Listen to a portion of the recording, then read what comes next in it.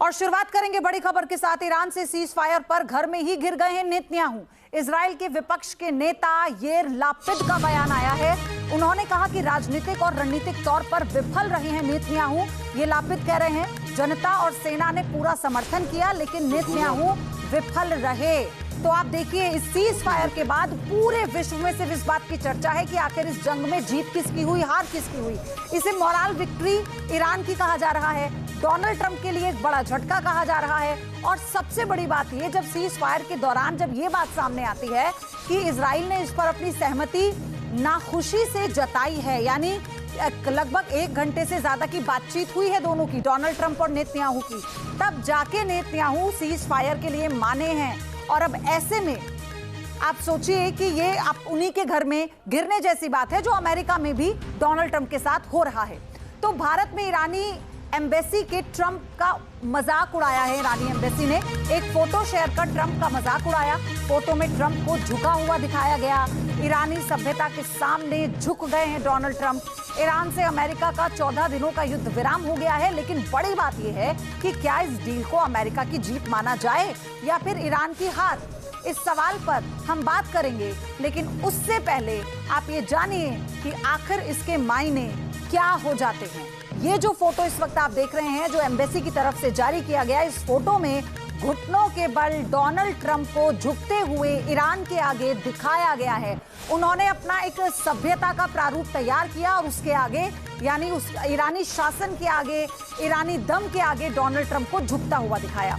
Cease fire पर America के मशहूर वकील रॉबर्ट बर्नीज का बयान आया है। बर्नीज ने सीज फायर का श्रेय जेडी वेंस को दिया। वेंस ने ट्रंप को नरक की ओर जाने से बचा लिया है, वो ये कह रहे हैं। नरक की ओर जाते एस्केलेटर से बाहर आने का रास्ता दिखाया है। जेडी वेंस के बिना ये मुमकिन नहीं हो पाता। बर्नीज की तरफ से देखिए, सोशल मीडिया पर एक ट्वीट किया गया, एक पोस्ट के जरिए उन्होंने कहा कि इसमें मुख्य भूमिका किसी और की नहीं, जेडी वेंस की ही है।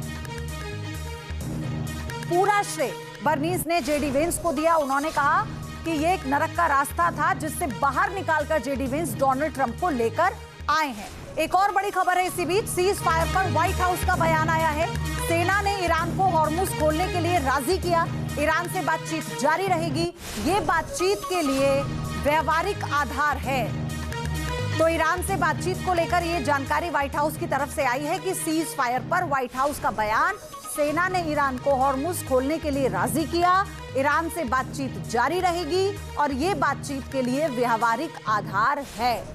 हालांकि बातचीत का हवाला तो डोनाल्ड ट्रंप तब से दे रहे हैं जब से उन्होंने पहला अल्टीमेटम ईरान को दिया था। वो ये कह रहे हैं कि फेक मीडिया ने गलत बातें फैलाई हैं, ईरान से बातचीत अच्छी चल रही है।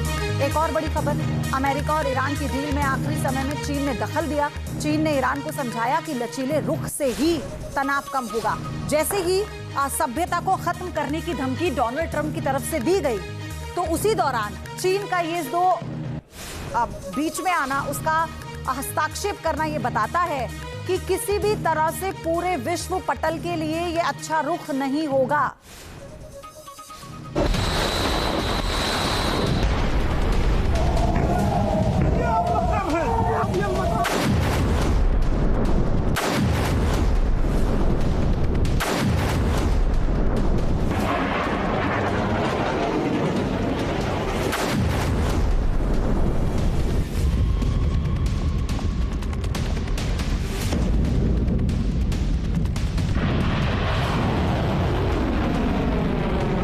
भारतीय समय के मुताबिक 8 अप्रैल की सुबह 5:30 बजे राष्ट्रपति ट्रंप के अल्टीमेटम की मियाद खत्म हो रही थी, लेकिन उससे पहले ही ट्रंप ने दूसरी चेतावनी दे डाली। उन्होंने ट्रूथ सोशल पर लिखा,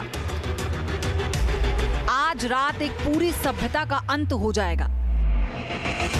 इशारा साफ था, अगर ईरान समझौते की टेबल पर नहीं आया तो हर तरफ तबाही बरसने वाली है।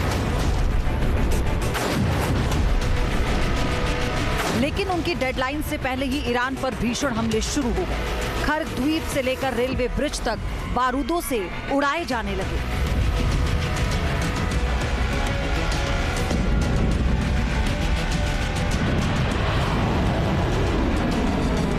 ये एक ट्रेलर था ताकि ईरान पर दबाव बनाया जा सके। डेडलाइन खत्म होने में बस कुछ ही घंटे बाकी थे। सुबह 4 बजे राष्ट्रपति ट्रंप ने एक पोस्ट किया जिसमें सीज फायर खत्म होने का ऐलान था। सुबह 5:30 पर शहबाज शरीफ ने पोस्ट किया कि दोनों देशों के बीच जंग रोकने पर रजामंदी हो गई है। ट्रंप ने अपने पोस्ट में पाकिस्तान के नाम का जिक्र किया, लेकिन जानकारों का मानना है कि पाकिस्तान का रोल सिर्फ बहाना था, असली खेल चीन ने किया। न्यूयॉर्क टाइम्स ने 3 ईरानी अधिकारियों के हवाले से एक रिपोर्ट छापी है। सीज फायर के कुछ घंटों पहले तक दोनों पक्ष अपनी अपनी शर्तों पर अड़े हुए थे। ईरान टस से मस नहीं हो रहा था। इस बीच चीन की एंट्री हुई।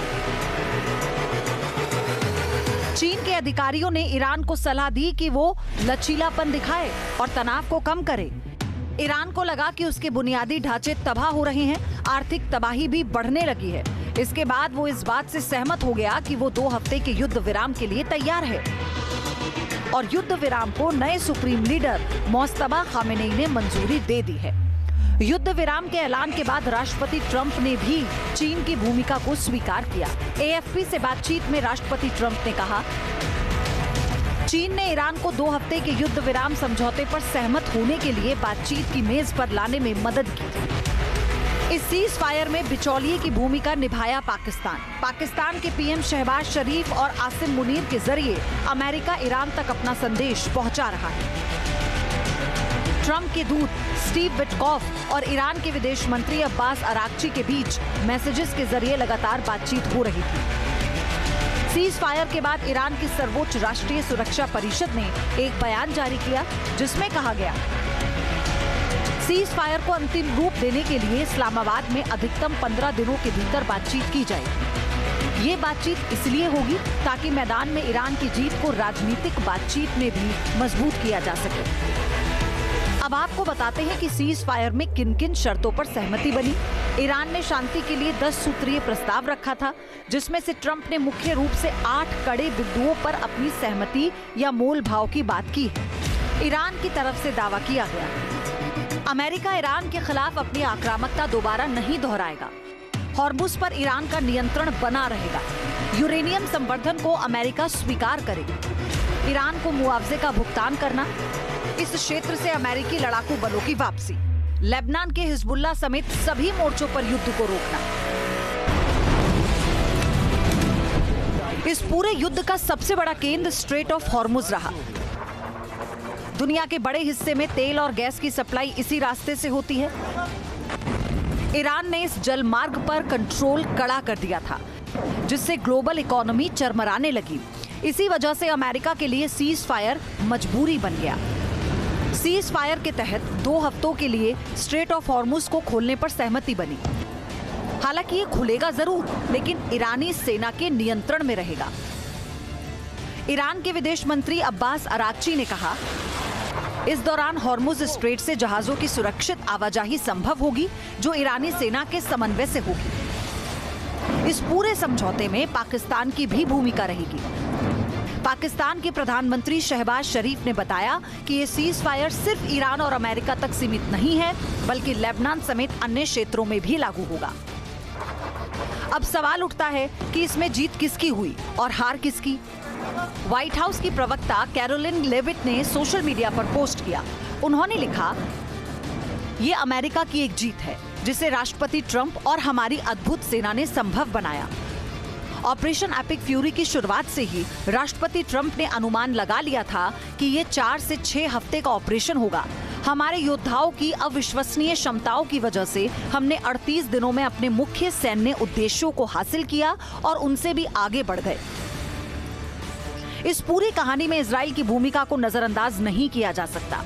व्हाइट हाउस के सूत्रों के मुताबिक राष्ट्रपति ट्रंप ने सीज फायर का ऐलान करने से पहले इजरायली पीएम बेंजामिन नेतन्याहू से फोन पर लंबी बात की। इजराइल इस 2 हफ्ते के पॉज के लिए तैयार तो हो गया है, लेकिन ये लेबनान में हिजबुल्लाह के खिलाफ इजराइल की चल रही कार्रवाई पर लागू नहीं होगा। इससे साफ हो गया कि लेबनान में इजरायली बलों की जंग जारी रहेगी। बहरहाल, ये साफ करना जरूरी है कि ये युद्ध का अंत नहीं, बल्कि एक युद्ध विराम है।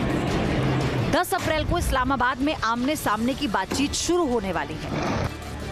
क्या अमेरिका ईरान की परमाणु शर्तों को मानेगा?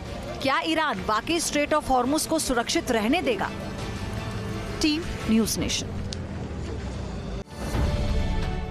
अब से डीडी फ्री डिश की चैनल नंबर 57 पर देखिए न्यूज नेशन।